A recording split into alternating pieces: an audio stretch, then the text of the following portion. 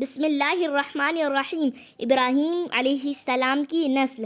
آدم کی اولاد میں مشہور پیغمبر حضرت نوح علیہ السلام گزرے۔ نوح علیہ السلام کی اولاد میں حضرت ابراہیم علیہ السلام سب سے بڑے پیغمبر ہوئے۔ یہ عراق کے ملک میں پیدا ہوئے اور وہیں بڑھے اور جوان ہوئے۔ اس وقت عراق کے لوگ چاند، سورج اور ستاروں کی پوجا کرتے تھے۔ حضرت ابراہیم علیہ السلام نے جب یہ دیکھا تو دل میں غور کیا کہ کیا یہ ستارے خدا ہو سکتی ہیں، لیکن جیسے ہی رات ختم ہو کر صبح کا تڑکا ہونے لگا، ستارے جھلملانے لگے اور جب سورج نکلا تو وہ بالکل نگاہوں سے اوجھل ہو گئے۔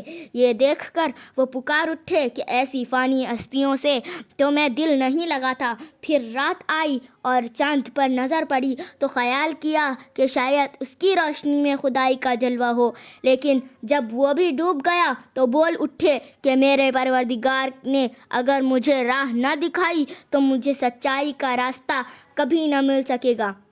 اب خیال ہوا کہ اچھا، سورج کی روشنی تو سب سے بڑھ کر ہے، کیا یہ ہمارا دیوتا نہیں ہو سکتا؟ لیکن شام کی تاریکی نے اس بڑی روشنی کو بھی جب بجھا دیا، تب ان کے دل سے آواز آئی کہ میرے پروردگار کا نور تو وہ نور ہے جس کا اندھیرا نہیں۔ میں اسی خدا کو مانتا ہوں جس نے آسمان، زمین اور ان کے جلووں کو پیدا کیا۔ پھر لوگوں سے پکار کر کہا کہ میں تمہاری مشرکانہ دین کو چھوڑتا ہوں اور ہر طرف سے مڑ کر اس ایک خدائے برحق کے آگے سر جھکاتا ہوں۔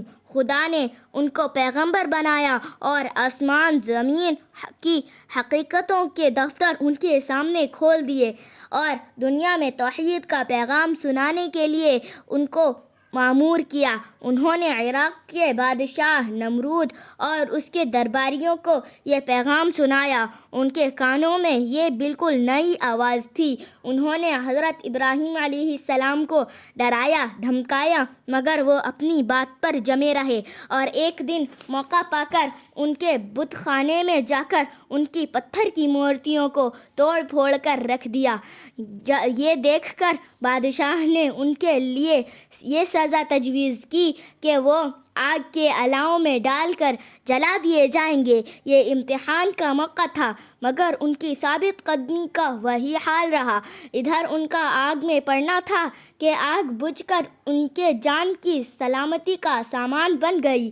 اب حضرت ابراہیم علیہ السلام نے یہاں سے شام اور مصر کے ملکوں کی طرف رخ کیا اور وہاں کے بادشاہوں کو توحید کا وعظ سنایا، اور جب کہیں یہ آواز نہ سنی گئی تو عرب کے صوبے حجاز میں چلے آئے۔ اللہ نے حضرت ابراہیم علیہ السلام کو 2 بیٹے دیے، بڑے کا نام اسماعیل علیہ السلام اور چھوٹے کا نام اسحاق علیہ السلام۔ اسحاق علیہ السلام کو شام کے ملک میں اور اسماعیل علیہ السلام کو حجاز میں آباد کیا۔